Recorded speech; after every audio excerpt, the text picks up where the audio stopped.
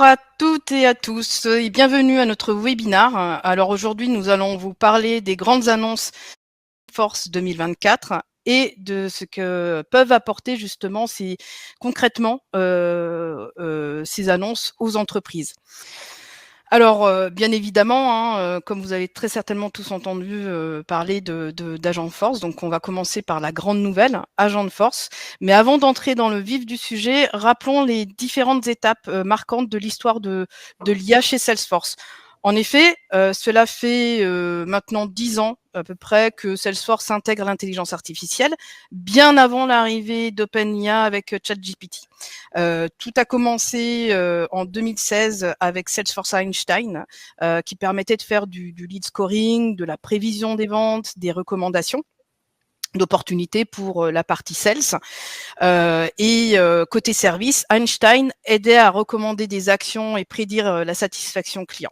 Effectivement, il y a eu une évolution depuis l'avènement d'OpenAI et de l'IA générative. Et ce qui se passe depuis 2023 maintenant sur Salesforce, c'est qu'on a la capacité en fait d'avoir un chat, un peu comme ChatGPT qui s'appelle Einstein GPT, et qui va permettre justement aux différents utilisateurs de Salesforce de pouvoir interroger une IA générative pour pouvoir avoir des éléments typiquement sur les opportunités ou alors des résumés de comptes par rapport à tous les objets associés qui peuvent y être afférés.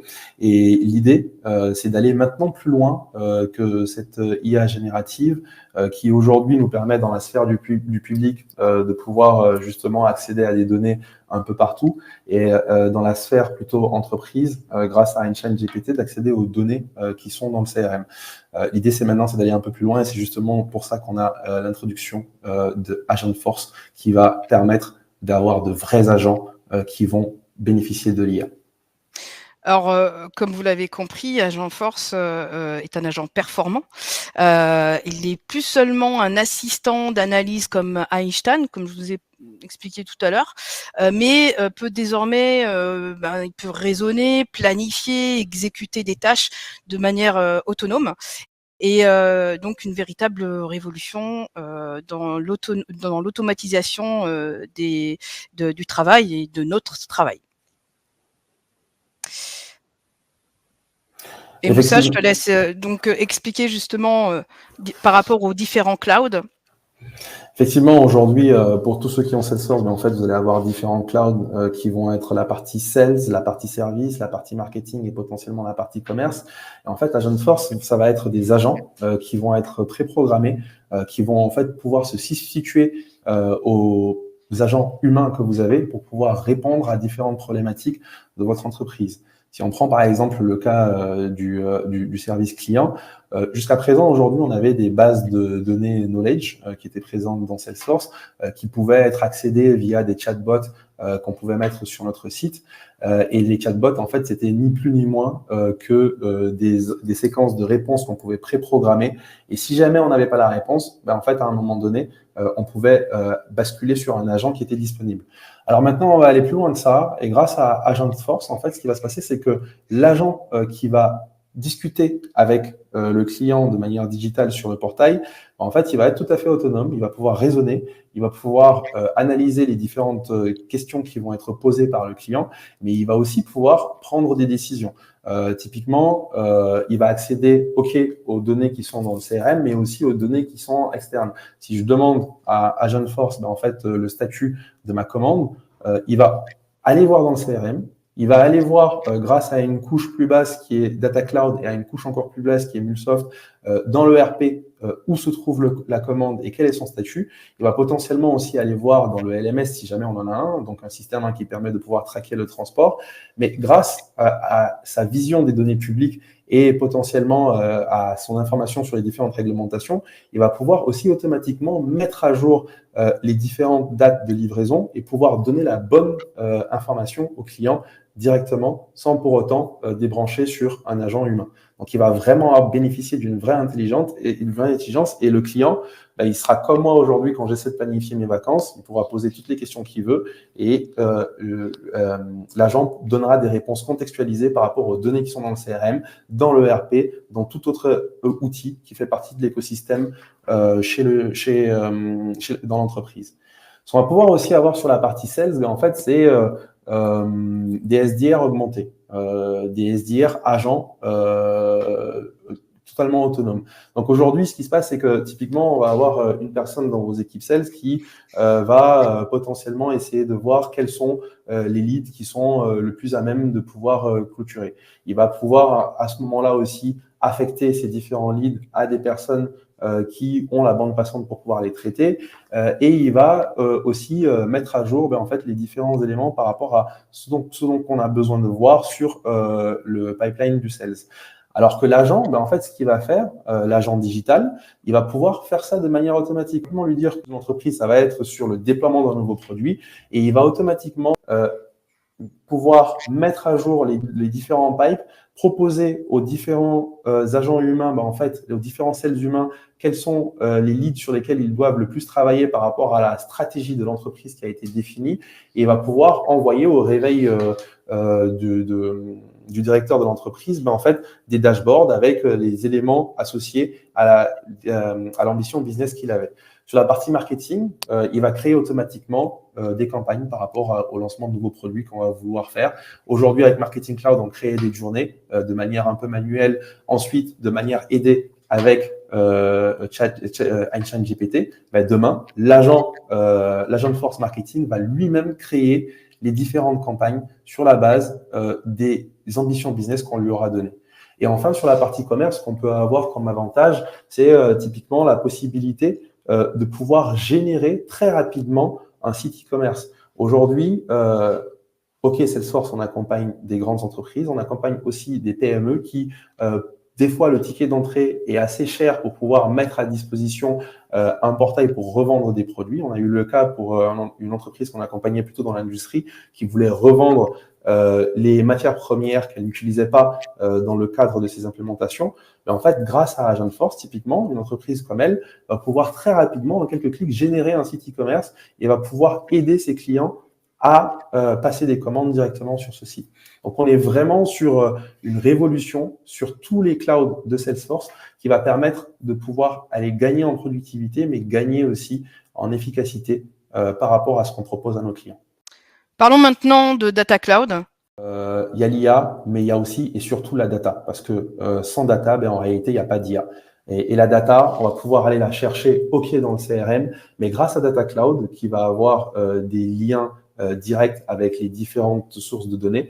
Donc, ça peut être des data lakes qui sont sur du Snowflake, ça peut être sur du AWS. On va pouvoir, grâce aux nouvelles innovations aussi de Data Cloud, transmettre la donnée en temps réel aux différents agents digitaux sans les copier dans Salesforce grâce à simplement une récupération des données Wi-Fi copie. C'est quelque chose qui va maintenant être disponible dans Data Cloud et pouvoir permettre justement aux agents d'avoir la donnée contextualisée de tous les systèmes qui existent dans l'écosystème SI.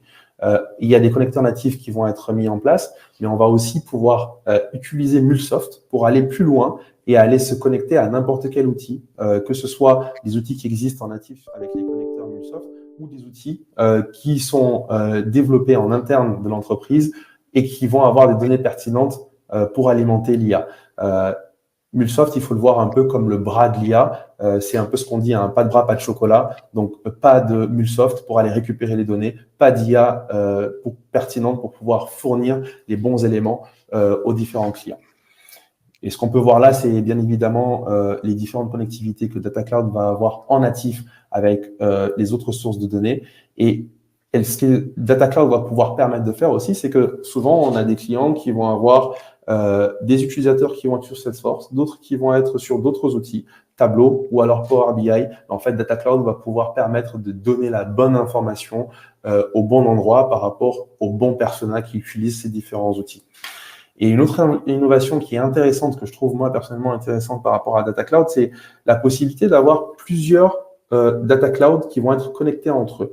La problématique qu'elle résout, c'est la suivante. C'est aujourd'hui, on a des gros clients qui vont avoir plusieurs orgs Salesforce. C'est ce qu'on rencontre souvent dans les grandes marques de luxe qui vont avoir plusieurs marques.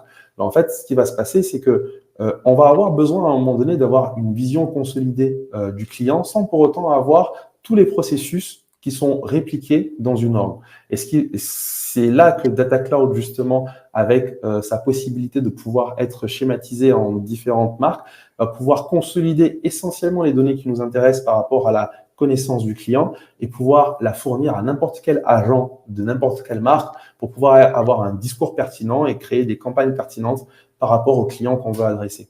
Et c'est là qu'on gagne aussi en vélocité sur le déploiement de nouveaux produits parce que justement, on va pas avoir besoin d'aller connecter les différentes bases de données avec des systèmes un peu vétustes. On va simplement activer une synchronisation entre les différents data clouds et on gagne en rapidité comme ça pour fournir la bonne donnée au bon endroit. D'ailleurs, tu parlais de marques de luxe, mais comme vous pouvez le voir sur cette slide, en fait, Agentforce a une portée très large, notamment de manière lorsqu'on parle de verticalité et de secteur d'activité. Par exemple, un exemple concret dans le secteur bancaire, Agentforce propose des solutions de financement proactif pour optimiser les conditions de prêt. Dans le secteur bancaire, dans le retail, il peut développer des outils pour stimuler les ventes grâce à un service de conciergerie personnalisé.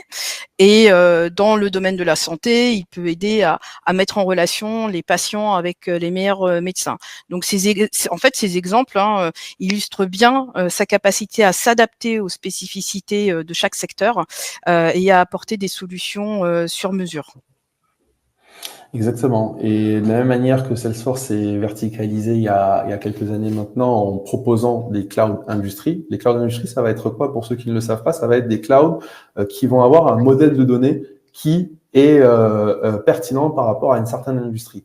Sur les assurances, on va retrouver les notions de tiers, on va retrouver les notions d'apporteurs d'affaires, on va retrouver des notions qui sont propres aux garanties, aux éléments de cette industrie.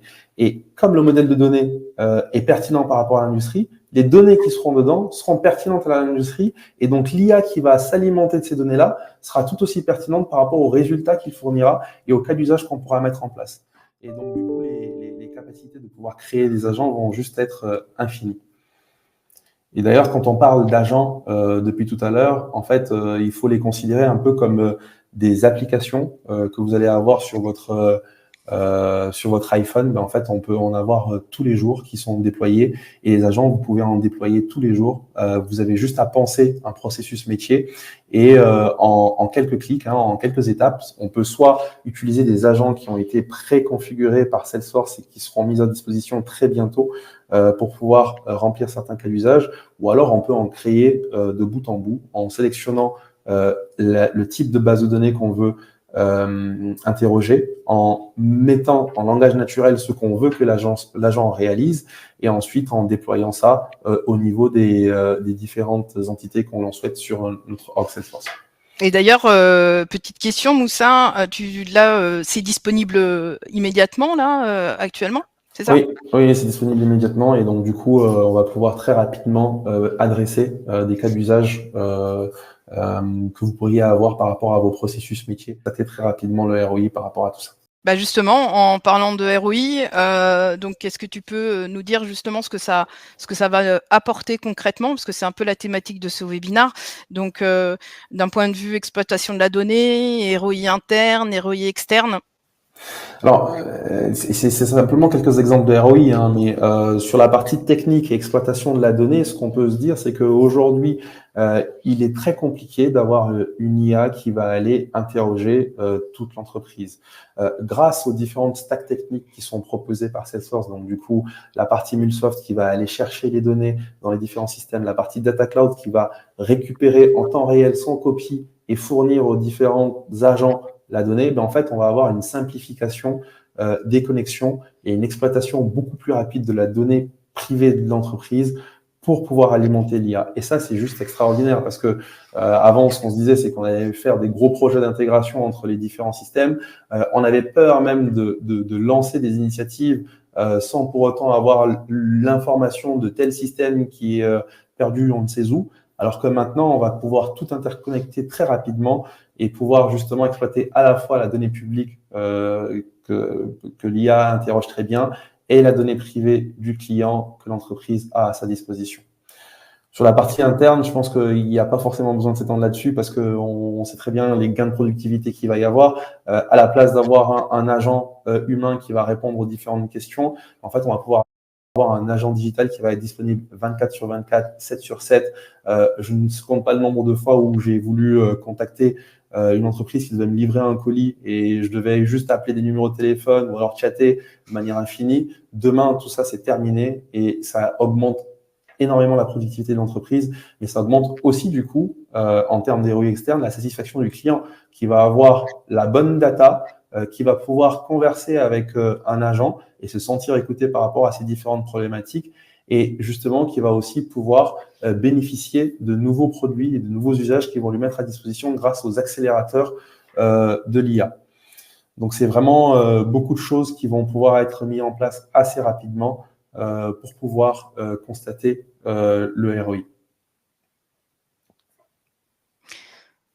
Et voilà, en résumé, qu'est-ce que tu peux nous dire?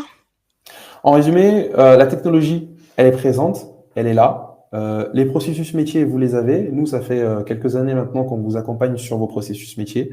On les connaît. Et l'idée maintenant, c'est de passer à l'action et de digitaliser un peu tout ça et de pouvoir profiter de ces innovations parce que là, il y a un peu l'effet d'annonce, on est content. Ce qui va se passer, c'est que potentiellement, on va en parler pendant longtemps, on va pas passer à l'action. Là, on peut passer à l'action au bout de quelques semaines. Au bout de quelques semaines, on peut créer son premier agent. Au bout de quelques semaines, on peut constater les grains de productivité ou pas. Et ça, c'est juste énorme. Et donc, du coup, c'est pour ça qu'on vous invite très rapidement à prendre attache avec nous pour pouvoir voir comment est-ce qu'on peut mettre tout ça à disposition de vos processus métiers.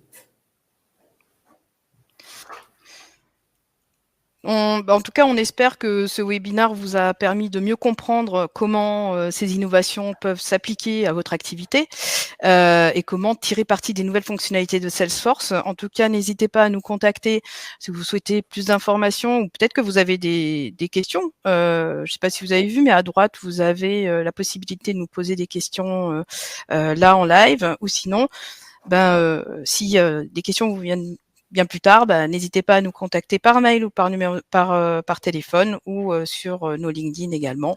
On se fera un plaisir de vous renseigner et en espérant que ça a été instructif pour vous ce webinaire.